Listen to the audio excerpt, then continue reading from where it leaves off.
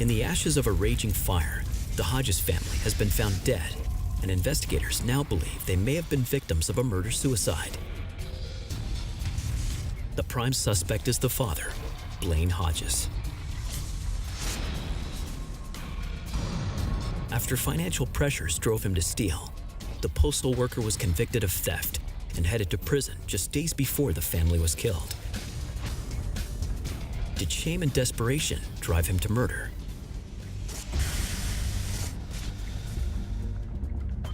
A phone call from the medical examiner blows this theory right out of the water and raises strange new questions about the Hodges massacre.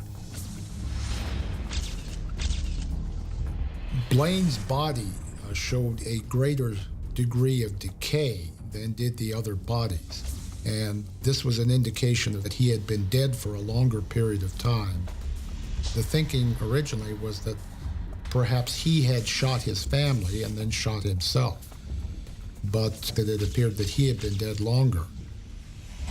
Ballistics also reveal that it would have been impossible for the gun to fall where it was found if Blaine had shot himself. And there's another problem. The gun's barrel has been removed. And the fact that the gun next to his body did not have a barrel, yet the bullet had rifling marks, was an indication that the gun had been put there by somebody else.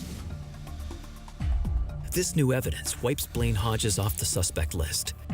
But the missing barrel also makes it impossible for forensics to confirm that the gun is the actual murder weapon.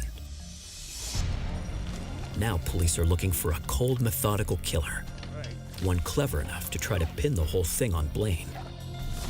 Maybe even a professional hitman. When you realize that 3 of the 4 people had been shot in the head, it certainly sounds like gangland slaying.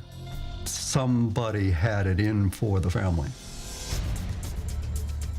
And to their surprise, investigators find a connection to big city crime right in Teresa's own family.